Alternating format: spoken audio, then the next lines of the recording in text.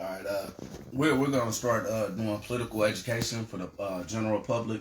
So I'm gonna start reading about different things in history that I think we need to know about in order for this generation to be prepared for what it means to be about Black liberation. I'm gonna be reading from this book, the Huey P. Newton Reader. This is edited by David Hilliard and Donald Wise.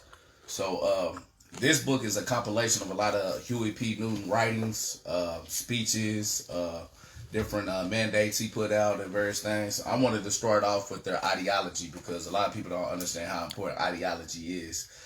That's the key to political education, to achieving political, revolution and achieving state power. So I'm going to read about Revolutionary Intercommunalism. The Black Panther Party went from different stages in their development. The original Black Panther Party, they started off as revolutionary nationalists. Then they graduated to international proletarianism. Then Huey put forth a groundbreaking philosophy called Revolutionary Intercommunalism and stuff. So I want to educate people to what that was about, because a lot of people talk about the Black Panther Party, don't know what the fuck the Black Panther Party stood for. You dig what I'm saying? And y'all know me, I'm going to speak very bluntly. So if y'all have any questions or anything while I'm going live, y'all can ask. But I'm going to read over this their ideology. This came out in 1971. This is an excerpt from In Search of Common Ground. This far-sighted prophetic philosophy became the party's official ideology regarding world affairs. All right. We, the Black, and this is Huey P. Newton, by the way. Let me take this off. It's already getting hot in here. All right, it says, we, the Black Panther Party, believe that everything is in constant state of change. So we employ a framework of thinking that can put us in touch with the process of change. That is, we believe that the conclusions at which we arrive will always change, but the fundamentals of the method by which we arrive at our conclusions will remain constant.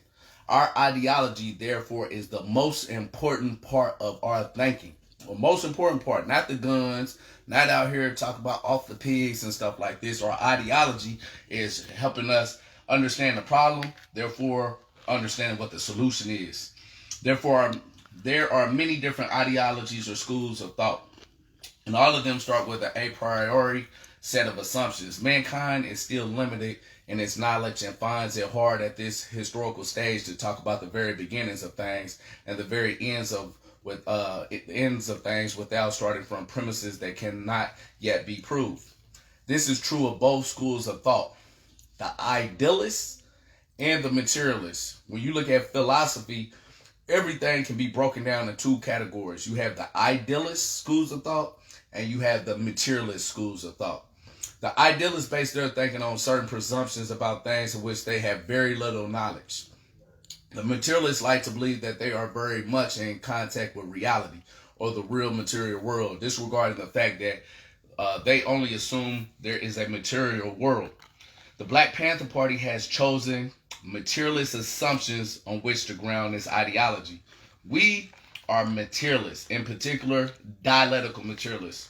And I'm going to go further on as I read and stuff, and he's going to explain a little bit of what dialectical materialism is, and I will follow up in time with other different sources to help the people that's watching understand what dialectical materialist is. We're dialectical materialists, though. This is purely arbitrary choice. Idealism might be the real happening. We might not be here after all. We don't really know whether we are in Connecticut or in San Francisco, whether we are dreaming and in a dream state or whether we are awake and in a dream state. Perhaps we're just somewhere in a void. We simply can't be sure. But because the members of the Black Panther Party are materialists, we believe that someday scientists will be able to deliver the information that will give us not only the evidence, but the proof that there is a material world, and that is its genesis was material, matter and motion, not spiritual. So a lot of people don't understand like what the original Black Panther Party were and what their premise were when they analyzed the problem and solution. They were dialectical materialists. They weren't believing in spirituality and stuff like this. This might put some people off that's watching this right now, but you have to understand when we talk about revolutionary intercommunalism, historical materialism, dialectical materialism, what we mean. You know, when I first read this book in prison, I was not fully a dialectical materialist. It took many years of investigation for me to understand that what Huey was talking about here was actually legitimate. So it's a process. Revolution, like Huey say, is a process. It's not an action. So your thinking today is going to be different from your thinking next year or 5 years from now. So investigate. All right, to further read. Until that time, however, and for the purpose of this discussion, I merely ask that we agree on the stipulation that a material world exists and develops externally and independently of us all. With this stipulation, we have the foundation for an intelligent dialogue. We assume there is a material world and that it exists and develops independently of us. We assume that the human organism, through its sensory system, has the ability to observe and analyze the material world. The dialectical materialist believes that everything in existence has fundamental internal contradictions. For example, the African gods south of the Sahara always had at least two heads, or one for evil and one for good. Now people create God in their own image. What they think he, for God is always a he in a patriarchal society, is like or should be. So the Africans said, in effect, I am both good and evil. Good and evil are two parts of the thing that is in me. This is an example of an internal contradiction. I like this metaphor for Huey using, because it's a different way of looking at stuff versus Eastern philosophy versus Western philosophy. Western philosophy sees God and the devil fighting each other. Eastern philosophy sees God and the devil inside itself. You dig what I'm saying? Which is an internal contradiction. But that's still in that both of those examples is still idealism and stuff. But he's just using this to help understand this metaphor of what an internal contradiction is. Western societies, though, and he goes on to talk about it, splits up good and evil, placing God up in heaven and devil down in hell. Good and evil fight for control over people in Western religions, but they are two entirely different entities. This is an example of an external contradiction. Again, if y'all just jumping on, we reading from the Huey P. Newton Reader. This is one of his dissertations he put out called Intercommunalism. This was the ideology of the original Black Panther Party work. This struggle between mutually exclusive opposing tendencies within everything that exists explains the observable fact that all things have motion and are in constant state of transformation. Things transform themselves because while one tendency or force is more dominant than another, change is nonetheless a constant. And at some point, the balance will alter and there will be a new qualitative development. New properties will come into existence, qualities that did not altogether exist before. Such qualities cannot be analyzed without understanding the forces struggling within the objects in the first place. Yet the limitations and determination of these new qualities are not defined by the forces that created them. Class conflict develops by the same principles that govern all phenomena in the material world. In contemporary society, a class that owns property dominates a class that does not own property. There is a class of workers and a class of owners. And because there exists a basic contradiction in the interests of those two classes, they are constantly struggling with one another. Now, because things do not stay the same, we can be sure of one thing. The owner will not stay the owner, and the people are dominated will not stay dominated. We don't know exactly how this will happen, but after we analyze all the elements of the situation, we can make further predictions. A few further predictions. We can be sure that if we increase the intensity of the struggle, we will reach a point where the equilibrium of forces will change and there will be a qualitative leap into a new situation with a new social equilibrium.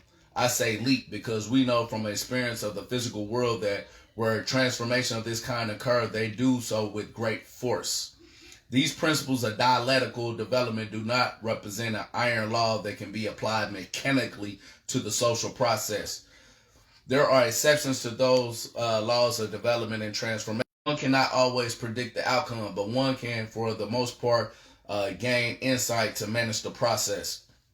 The dialectical method is essentially an ideology, Yet we believe that it is superior to all other ideology because it puts a more in contact with what we believe to be the real world. It increases our ability to deal with the world and shape its development and change. You could easily say, well, this method may be successfully applied in one particular instance, but how do we know that it's infallible guide in all cases? The answer is that we don't know. We don't say all cases are infallible guide because we try not to speak in such absolute and inclusive terms. We only say that we have to analyze each instance, that we have found this method the best available in the course of our analysis, and that we think the method will continue to prove itself in the future. That is a scientific way of approaching things. A lot of people don't understand what science means when we say theory. Let me get that book right there because I want to talk about that real quick. I'm gonna interject this part.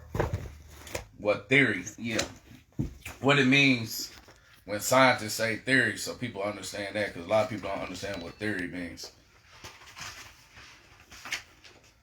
So this is from a book. This is from an evolutionary biologist.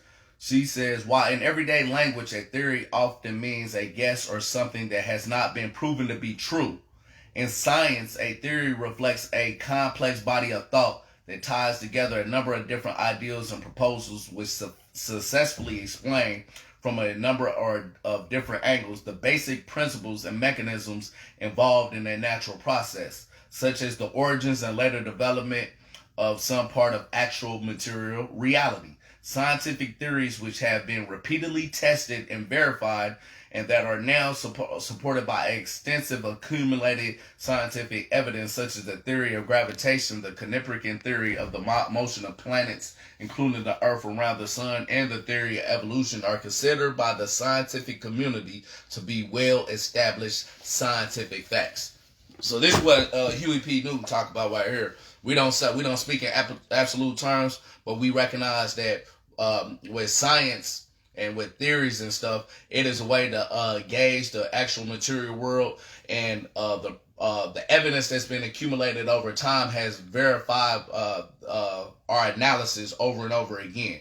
You know what I mean? And a theory is not comprehensive. It modifies. The more and more we learn more and more about the material world, we start to modify different things that we didn't know about it. So just because we use the word theory doesn't mean it's just an opinion. It's just saying that it's not all inclusive and absolute. And it probably would never be absolute, because the more we learn about the material world, it expands and develops. It becomes qualitatively higher than it was 100 years ago. Just like our understanding of atomic theory. You know, atomic theory, yeah, we know as atoms, but then in time, we started recognizing subatomic atoms, and we're going to find out about other things, gravitons and stuff like that. So it's not saying we know everything, but we saying we know certain things that help us verify the material world actually exists, and we can actually understand its change, development, and qualitative leaps to new forms and stuff. So to continue on, we sometimes have a problem because people do not understand the ideology that Marx and Engels began to develop. People say, you claim to be Marxist, but did you know that Marxist was a racist? Which is bullshit. We say, well, he probably was a racist. This is what Huey's saying, but Huey didn't know. Huey's 50 years back in the past, and we had time to verify a lot of this stuff that was being thrown at Marxists and stuff at that time. But he said, he probably was a racist. He made a statement once about the marriage of a white woman and a black man, and he called the black man a gorilla or something like that, which ain't true. So Huey, like we don't idolize the past and our leaders and stuff. Everybody can make mistakes. Even myself, I'm gonna make mistakes and stuff. So this is again, remember, this was written in 1971. The Marxists claim he was only kidding, that the statement shows Marx's closeness to the man, but of course that is nonsense. So it does seem that Marx was racist. Again, we don't have nothing to hide as Marxists, Leninists, Maoists, and we can analyze whenever we made mistakes in our analysis at different times in history and stuff. If Huey was alive today and had time to do the education, the further education that we've done. A lot of people know that I did 18 years in prison, so I did a whole lot of extensive research myself. That's why we say do your own research so you know stuff yourself, because the greatest person might have good intentions, you do what I'm saying, but that don't mean that they know everything, you know what I mean? And this is one of the incidents Huey made a mistake. So I'm going to go further on. If you are a Marxist, then Marx racism affects your own judgment, because a Marxist is someone who worships Marx and the thought of Marx. Remember, though, that Marx himself said, I am a Marxist. Such Marxists cherish the conclusions which Marx derived at through his method, but they throw away the method itself, leaving themselves in a totally static posture. That is why most Marxists really are historical materialists. They look to the past to get answers for the future, and that does not work. This is another mistake that Huey made. At times when he, with historical materialism, Huey never looked at it fully as a dialectical materialist at times and stuff. I respect Huey to the fullest. You know what I mean? But I like reading this because you can see how things develop in time. And even our greatest theoreticians, you always have to do your own research to know what a subject is. But Huey, when it came to historical materialism, I don't think he really put it in context that what Marx and Engels was talking about the struggle, the class struggle that from the production relations and the social relations that come from different economic modes. Like we started off at primitive society as primitive communalism, then through the class struggle, and we'll get in some of these more in detail later. Then through class struggle, it led to slave society. Then it led to feudalist society. And now we at a capitalist society, you know. Right now we're trying to push that process to a further development in the productive forces and social relations amongst the people to get to a socialist society. Some of the stuff that I'm talking about is going to make sense a lot further on. I'm just summing it up for you so you understand when we get back to certain other questions and different situations. You can go check on, come back to this and read up on this a little bit more to understand the fill in that gap. He said, if you are a dialectical materialist, however, Marxist racism does not matter. You do not believe in the conclusions of one person's, but in the validity of a mode of thought. And we in the party as dialectical materialists recognize Karl Marx as one of the great contributors to that mode of thought. Whether or not Marx was a racist is irrelevant, immaterial to whether or not the system of thinking he helped develop delivers truths about the process in the material world. And this is true in all disciplines. In every discipline, you find people who have distorted visions and are at a low state of consciousness who nonetheless have flashes of insight and produce ideals worth considering. For instance, John B. Watson once stated that his favorite pastime was hunting and hanging niggers. Yet he made great forward strides in the analysis and investigation of conditioned responses. Now that I have said a word about the ideology of the party, I'm going to describe the history of the party and how we have changed our understanding of the world. When we started in October 1966, this is Huey P. Newton himself. We were what one would call black nationalists.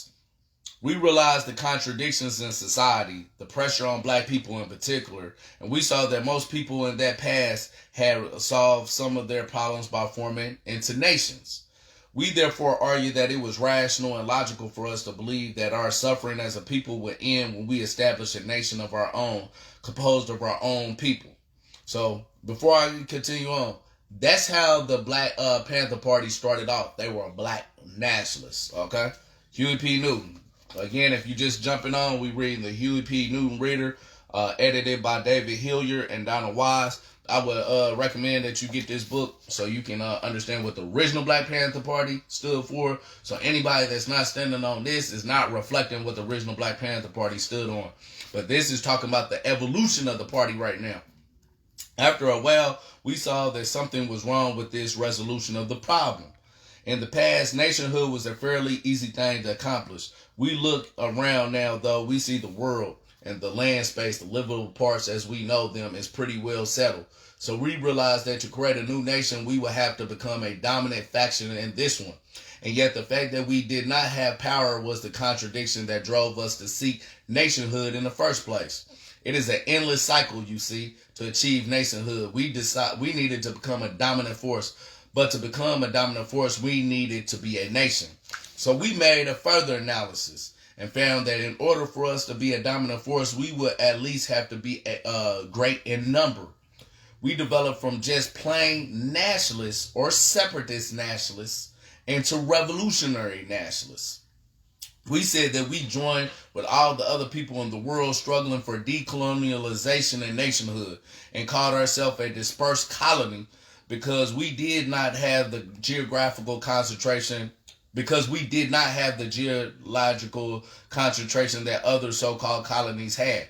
We did have black communities throughout the country: San Francisco, Los Angeles, New Haven, and there are many similarities between these communities and the traditional kind of colony. We also thought that if we allied with those other colonies, we would have a greater number, a greater chance, a greater force, and that is what we needed, of course, because only force kept us a colonized people. So as you can see, the Original Black Panther Party went from being black nationalists or black separatists to being revolutionary nationalists. They started to recognize that we can't look at the United States and our conditions in the United States in a vacuum. We got it tied to this whole world, because capitalism and imperialism is a global system. It's oppressing us over here, and it's oppressing our brothers and sisters across the whole globe, no matter where you at. So they started to realize we had to redefine our ideology. So they went from being black nationalists to being revolutionary nationalists. What we saw, that is, and I'm going to continue on, what we saw that was not only beneficial for us to be revolutionary nationalists, but to express our solidarity with those friends who suffer many of the same kind of pressures we suffer. Therefore, we changed our self-definitions. We said that we are not only revolutionary nationalists, that is, nationalists who want revolutionary change in everything, including the economic system the oppressor afflicts upon us, but we also we are also individuals deeply concerned with the other people of the world and their desires for revolution. In order to show this solidarity, we decided to call ourselves internationalists. So now they went from being black nationalists to revolutionary nationalists to internationalists. So this was a development in the ideology of the Black Panther Party. You know what I'm saying? They didn't start off having all the understanding, the understanding of the problem and the solution from the very beginning. You know, it's a process. You know what I'm saying? Before you can even get to that leap and understanding the conditions domestically here and tying it with the conditions internationally. It's a development process with political education. That's why what we're doing today is so fundamental to building up this movement across the country, because we need that type of political education that's going to get us to understand how do we get free. And we're not going to get free if we don't have the correct way of analyzing the problem and the solution. So this is what this political education is about. It's key to what black liberation is about. Originally, as I said, we assumed that people could solve a number of their problems by becoming nations. But this conclusion showed our lack of understanding of the world's dialectical development. Our mistake was to assume that the conditions under which people have become nations in the past still exist. To be a nation, one must satisfy certain essential conditions. If these things do not exist or cannot be created, then it is not possible to be a nation. In the past, nation states were usually inhabited by people of a certain ethnic and religious background. They were divided from other people either by a partition of water or a great unoccupied land space. This natural partition gave the nation's dominant class and the people generally a certain amount of control over the kinds of political, economic, and social institutions they established. It gave them a certain amount of control over their destiny and their territory. They were secure, at least to the extent that they would not be attacked or violated by another nation 10,000 miles away, simply because the means to transport troops that far did not exist. This situation, however, could not last. Technology developed until there was a definitive qualitative transformation in the relations within and between nations. We know that you cannot change a part of the whole without changing the whole, and vice versa. As technology developed and there was an increase in military capabilities and means of travel and communication, nations began to control other territories distant from their own. Usually they control these other lands by sending administrators and settlers who would extract labor from the people or resources from the earth or both. This is the phenomenon we know as colonialism. The settlers' control over the seized land and people grew to such an extent that it wasn't even necessary for the settler to be present to maintain the system. He went back home. The people were so integrated with the aggressor that their land didn't look like a colony any longer. But because their land didn't look like a free state either, some theorists started to call these lands Neo Colonies. Arguments about the precise definition of these entities developed. Are they colonies or not? If they aren't, what are they? The theorists knew that something had happened, but they did not know what it was. I would say this a little bit about colonialism versus neo-colonialism. In the beginning, you had, like, for instance, South Africa, you had the Dutch, colonizing the land. You had the white settlers out there as the governors, the police forces, and stuff like that. And over in Algeria and stuff like that, you had the French out there directly administrating the political, cultural, social institutions of those land bases and stuff. And they divided up Africa, for instance. You know what I mean? The colonialists in Europe.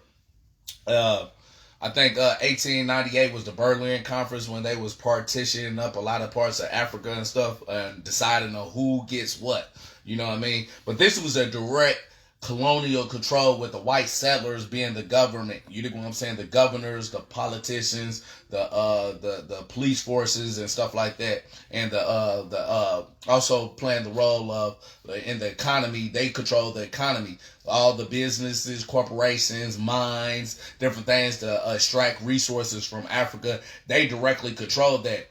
At some point, when you look at the Black liberation, the national liberation movements that came about during the 50s into the 60s, going into the 70s, you had people. You saw the imperialist powers. They started to retreat back to Europe, and they started to replace them with certain tribal contradictions to maintain power in those countries. Like they appoint some of the tribal clans and stuff. Like we see, like, for instance, one example that everybody is familiar with today with Saddam Hussein. So Saddam Hussein was a tribal clan from northern, I think, in Turkey. And they influenced him by giving him a whole lot of power. You know what I'm saying? But he really, a lot of his policies was policies that was conducive to American and European imperialist interests over there. So just because he was an Arab that looked just like them, you know what I'm saying, don't mean that colonialism didn't exist. They was just using that Arab face to bring about white supremacist power over in that region, politically, economically, and militarily. You know what I'm saying? Because Saddam Hussein was going against Iranians for the United States. You know what I mean? We look at Egypt. Egypt is a neo-colonialist power. That's been a fascist dictatorship. Like, even though Hosni Mubarak is gone and they got a new president in there, you know what I'm saying? That military fascist dictatorship serves the interests of the United States. So anytime that they need, I think the United States gives Egypt like $3 billion of military aid and equipment and money every year. Only one gets more than that is Israel and stuff. So just because you have an Arab face, that don't mean that Arab people are free. That just means the Arab face is deceiving the people to make the people feel like they are in control of their own destiny and government. But it's really the white imperialist powers, the former colonialists, that's actually using him as a puppet to carry out their interests. Now, this ain't a one-to-one relationship because we call them the national bourgeoisie over there in these different countries. So some of them are they're fighting against some of these colonial powers, while trying to become more independently, because they even cripple them over in these countries. They prevent them from developing their technology. The United States gives various aids to some of these governments around the world that they have control over, and some of these governments don't want them to put limitations on their self-development, on their national development of their economy and stuff, because by being dependent on the imperialist powers, that puts them in a weaker position in those countries over in, for instance, in Africa, Asia, and Latin America. So that's a contradiction in itself. But they use these people in power in these other countries in order to bring about imperialist control and domination and hegemony over those countries, and they want them to carry out those policies in those countries and stuff. So those people, just because they black in Africa, just look at Nigeria today. They black over there, and what they doing? They fighting against police brutality over there, just like we fighting for it over here. You know what I'm saying? Because they want to keep those people in their place under this capitalist imperialist system for these imperialists, just like these imperialists is trying to assert control over the countries and extend their power across the globe.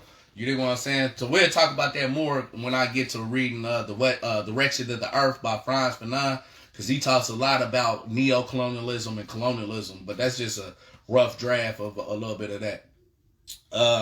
To go on, he said, we believe that there are no more colonies or neo-colonies. I disagree with that part. I think neo-colonies definitely exist. But like I said, I want you to understand what the original Black Panther Party stood for. So we starting a political education, reading some UEP Newton's writings, so people understand what the original Black Panthers stood for. He said if a people is colonized, it must be possible for them to decolonize and become what they formerly were. But what happens when the raw materials are extracted and labor is exploited within a territory dispersed over the entire globe? When the riches of the whole earth are depleted and used to feed a gigantic industrial machine in the imperialist home, then the people in the economy are so integrated in imperialist empire, this is key, that it's impossible to decolonize to return to the former conditions of existence. Now think about this. If the United States is an empire, think of an empire in the sense of a Roman Empire, when the Romans had military bases all across the globe. You know what I mean? Not all across the whole globe, but a large portion of the world was dominated by the Roman Empire. They had military forts all across the Middle East and Asia and Europe and stuff like that. This type of arrangement will allow them to control those people in those regions, not just in Italy, but outside of Italy, which, you know, the Romans empire, the capital was over in Italy, over in Rome and stuff. But outside of there, they was able to control that because they had military forts all across their whole empire. So what Huey is getting at right here is, how can these people become free and decolonize in a situation when this empire is swallowing up their very existence, and they don't have the ability to control their own national resources, their own political, social, and cultural institutions. They're dictated by the Romans. You know what I'm saying? And I'm using the Romans as an analogy, because if the Romans have all this territory that they occupy with military troops, and they determine with different governors and different political institutions in those regions how people are taxed, who's gonna be in what are the laws of that country or those regions, what are the what will be allowed by the state and won't be allowed by the state. That's not true self-determination. So what Huey is getting at, and the U.S. empire today, which controls much of the global territory, with, if you go around the world, I think it's like 190 something bases, military bases around the world today. They control a lot of the politics in these countries. You know what I mean? They determine who even gets into office in a lot of these countries. And if the wrong person gets into office, they have military coups and stuff. Like we saw that down in Chile. We saw that we saw this down in Nicaragua back in the 80s with Ortega came into power. We see this in various countries, like for instance, I'm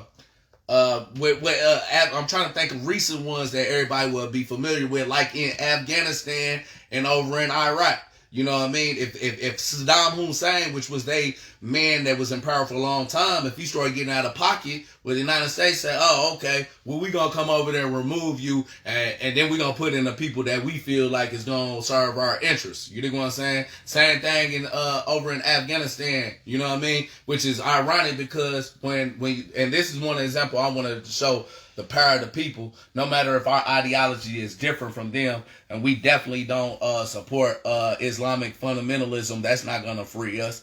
But over in Afghanistan, they went over there to overthrow the Taliban and get rid of Al-Qaeda, right?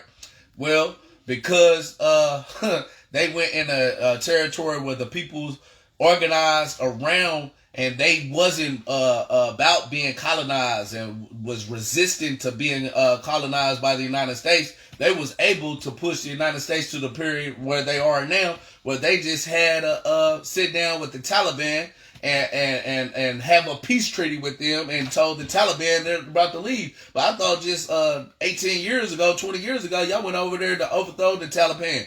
So this is a ragtag army. You dig what I'm saying? They came together and drove off one of the greatest imperialist powers in the world and got them to the negotiation table. Now the same people they went over there to overthrow, they sit down and want to have peaceful negotiations with them. So this shows you the power of the people. I want to show you this because highlight that because a lot of people say, how can the people beat one of the most greatest military force in the world? Well, one thing when you have the morale of the people, when you have the people on your side and they want to resist against oppression and being colonized and enslaved by the imperialists and stuff, and they are willing to go by any means to resist that colonialization, then you're able to see an example that just happened over in Afghanistan where they are driving off the imperialists from their country. And this is a ragtag feudalist economy over there, and they was able to defeat one of the greatest militaries in the world. You know what I'm saying? So this is the same example I want to point out here in the United States. Just because we are not as sophisticated militarily and everything like these imperialists, this don't mean that when we come together, we are not outnumbered. As I always say, we not outnumbered. We just unorganized. We need to be organized. We need to come together and show the power of the people. Like when I always tell people raise their fists and that represents our uniform. Well, this has to be a real representation where we in the millions come together and stand in solidarity against this imperialist power and drive it out of power. That's the only way we're going to ever come to power. And once we get to that point of frustration, when we say enough is enough, just like that Taliban did over there in Afghanistan, drove off them, and these are peasants, a lot of them, and they defeated the greatest military in the world at this point, we'll show that something is even greater than the U.S. imperialist power, and that's the power of the people. You know what I'm saying? So that's the one example I want to show.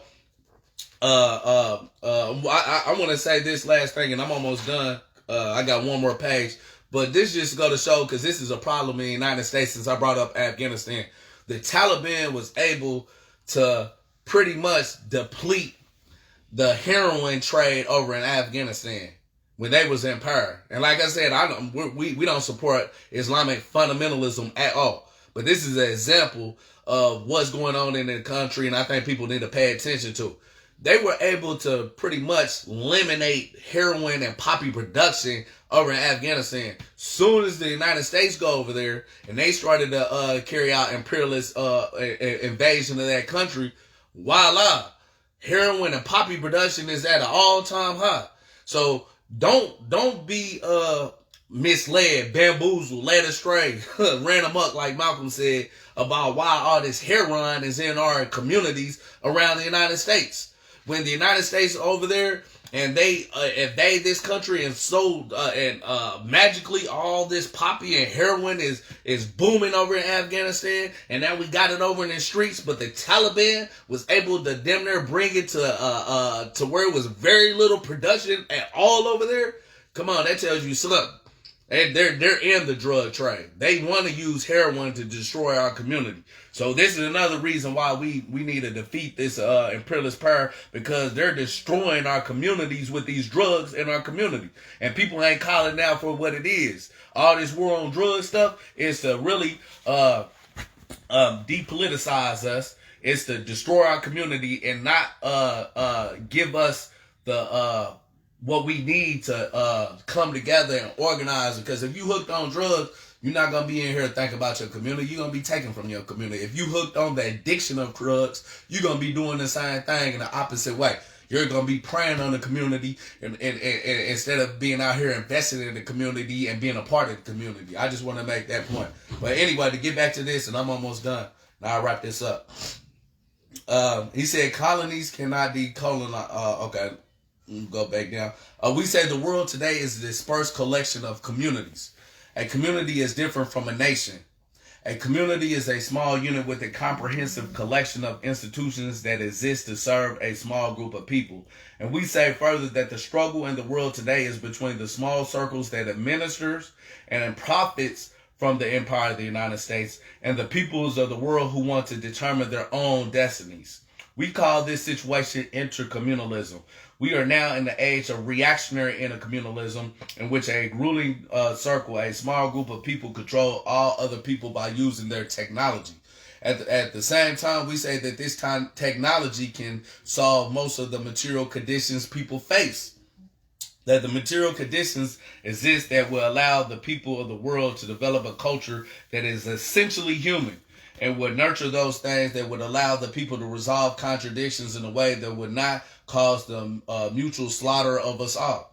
The development of such a culture would be a revolutionary intercommunalist culture, intercommunalism.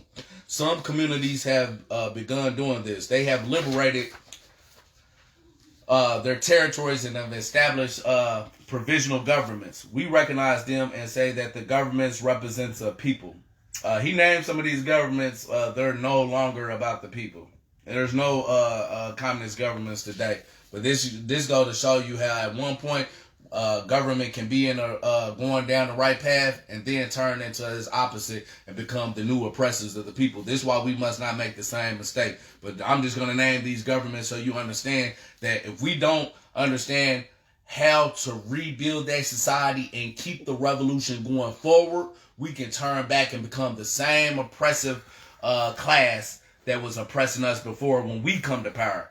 You dig what I'm saying? Mao Zedong used to say this all the time. He's like, y'all going against the bourgeoisie, but you don't even know what the bourgeoisie, and that's the bourgeoisie is the capitalists. And he used to always say, they're right here in the capitalist, in the Communist Party, taking the capitalist role. So just because we come to power don't mean that some of the people that's in this government is going to want to go back in a different direction. But it's going to be for the people that's going to have to keep that government held accountable. That's why we have to have cultural revolution. That's why we have to continually even assert the power of the people against the state, even in a socialist society, to keep it on the right path. This is one of the lessons that we learned from Mao Zedong and the great proletariat cultural revolution in China. But this is what he said, and these are no longer true.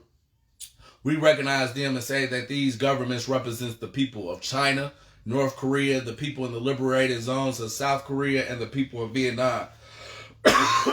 We believe their examples should be followed so that the order of the day would not be reactionary intercommunalism empire, that's basically empire, but revolutionary intercommunalism. The people of the world, that is, must seize power from the ruling, small ruling circle and expropriate the expropriators.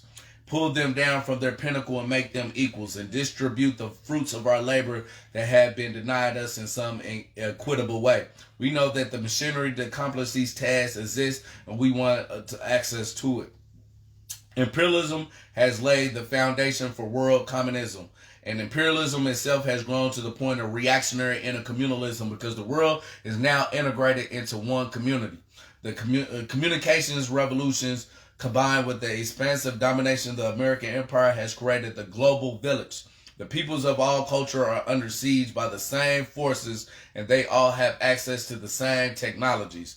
There are only differences in degree between what's happening to the blacks here and what's happening to all the people in the world, including Africa's. Like Nigeria. I want to say in SARS, we stand in solidarity with our Nigerian brothers and sisters over in Africa, fighting against them Neo Colonialists over there right now. And also in Brazil and across the globe, though. Their needs the same. Their needs are the same, and their energy is the same. And the contradictions they suffer will only be resolved when the people establish a revolutionary intercommunalism where they share all the wealth that they produce and live in one world. The stage of history is set for such a transformation. Technological and administrative base of socialism exists. When the people seize the means of production in all social institutions, then there will be a qualitative leap and a change in the organization of society. It will take time to resolve the contradictions of racism and all kinds of chauvinism. That's key. When we come to power, this is only the beginning of how we start to transform our society to get to where it becomes about human liberation 100%. But we have to change like the educational system. We have to teach real history. We can't just teach one-sided Eurocentric history. We have to look at what the Africans contributed, especially for black people, because a lot of people don't know what we accomplished in the world. We was looked at as savages, but we started civilization in Egypt, and just 500 years ago with Mali, the Songhai Empire. We had colleges that people came over and learned about cataract surgery. We was even translating their works of Aristotle and Socrates from Arabic into Greek and stuff. You know what I'm saying? Like we a lot of people don't know how great our accomplishments have been. That's why when we come to power, education is going to be essential. We have to have world education. Not just one part of the world education, what we contribute, but how everybody in the world has contributed to where we got to in human civilization. Then will real human history be written. Right now, we still in prehistory. We're still savages under a capitalist system. That's why we treat each other like we do, because it individualizes us. It pits us against each other. We pit each other against each other for race reasons and stuff, which is a pseudo science. It's only ethnicities. We only one human race. At the end of the day, this is what the original Black Panther Party taught us. You know what I'm saying? So to finish this up, it says, when the people seize the means of production, that means all the factories, everything to produce wealth, and all the social institutions, then there will be a qualitative leap and change in the organization of society. It will take time to resolve the contradictions of racism and all kinds of chauvinism. But because the people will control their own social institutions, they will be free to recreate themselves and establish communism, a stage of human development in which human values will shape the structures of society. At the time, the world will be ready for a still larger level of which we can now know nothing. So with that said, again, if you just jumping on, I'm reading from the Huey P. Newton Reader. This is by edited by David Hillier and Donna Wise. If you can get this book, this is a good book to give you a summary of what the original Black Panther Party stood for, their ideology, the development of their ideology, what they stood for. This is definitely a good book to read. I'm about to start from now on doing every so often doing political education for the public, so they can understand what the original Black Panther Party stood for. I want to say the last thing, because he was talking about communism. Communism, in short, there's never been a communist society. You know what I'm saying? Because communism, in the last analysis, is a world system without classes, without national boundaries separating people and stuff like this. This is what we're fighting for. I personally don't believe we're going to see this in our lifetime. You dig what I'm saying? Only thing we can fight for today is to liberate this territory of the United States empire and establish a socialist state over here that's going to enable us to be a part of this time in history where we can start to liberate not only ourselves from this empire, we're in the belly of the beast, but once we become liberated over here, we help all of our brothers and sisters in all these other countries liberate themselves from all the imperialists in the world, because the United States is one of many imperialists. It's just the superpower right now that is the superpower that's losing its superpower status. This is why this fascist is in power right now, Donald Trump, because they know they're losing out in the world, and China and some of these other imperialists is going to take over, and so they know when that qualitative change happens, you know what I'm saying? Then the people in the United States is going to be in a different situation. Let's put it like that. And so this fascist that's in power right now is one of our greatest threats right now against not only people in here, but around the world and stuff. But I say this, no matter if it's a Democrat or a Republican in power, we not going to be free until we in power.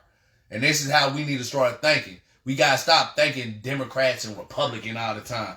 That's like the most foolish shit I ever heard. You know what I'm saying? It's like, which slave master is better for us? The neo-Nazi or the benign state rights president that was talking about state rights, which is really pushing the same stuff that them neo-Nazis was pushing back in the day. Then you got a prosecutor that was locking up a lot of black people and stuff like that. That's neither one of them is gonna save us.